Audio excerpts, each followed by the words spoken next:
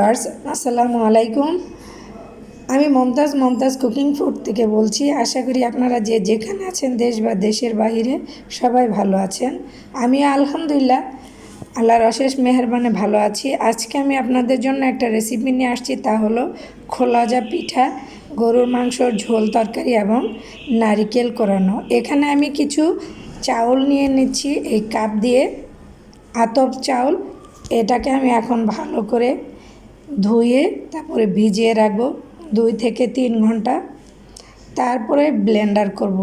চলুন এটাকে আমি কিভাবে ধুয়ে পরিষ্কার করে ভিজিয়ে রাখি দেখে নেওয়া যাক। কিছু ময়লা ছিল, এটাকে আমি এখন বেছে ফেলে দিলাম। এখন আমি এটাকে ধোবো। এই যেখানে আমি পানি দিয়ে দিলাম।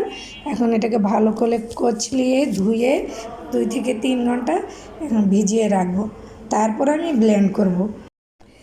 2 থেকে 3 ঘন্টা পর আমি ফিরে এলাম। এখানে চাল ভিজানো হয়ে গেছে। এখন আমি ব্লেন্ডারে ঢেলে নিচ্ছি। এখন আমি এটাকে ব্লেন্ড করব। ব্লেন্ড করে পিঠাটা আমি তৈরি করে দেখাবো। এটা হলো খোলাজা পিঠা।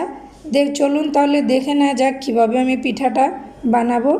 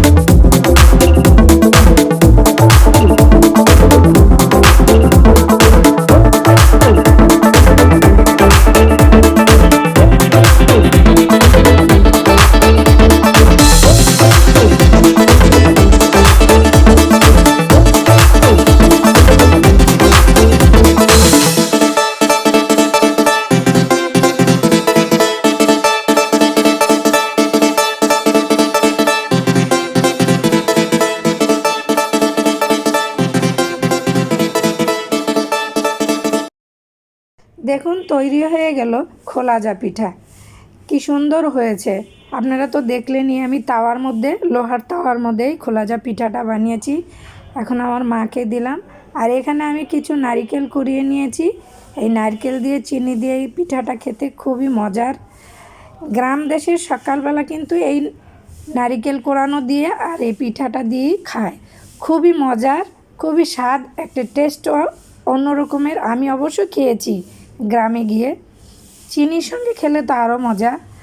আপনারা অন্ততপক্ষে দেখবেন, একবার খেয়ে খুবই স্বাদ লাগে এই পিঠাটা খেতে। আর মুরগির গোশত দিয়েও খেতে পারেন, আর গরুর মাংস দিয়েও খেতে পারেন। এখানে আমি গরুর মাংস রান্না করেছি আলু দিয়ে ঝোল করে, এটা দিয়েও খেতে খুব মজার, আপনারা চাইলে খেতে পারবেন। আর আপনাদের ভালো লাগলে অবশ্যই আপনারা কমেন্ট করবেন, লাইক দিবেন, সাবস্ক্রাইব করতে ভুলবেন না।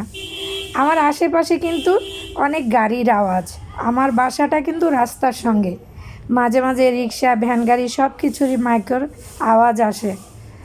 আপনারা মনে কিছু নেবেন না, আমাকে অবশ্যই সাপোর্ট করবেন আমার এই রান্নাটাকে এবং আমার এই ইউটিউব চ্যানেলটাকে। সবাই ভালো থাকেন, সুস্থ থাকেন, ইনশাল্লাহ আবার ফিরে আসবো অন্য কোনো রেসিপি নিয়ে। আল্লাহ হাফেজ, আসসালামু আলাইকুম।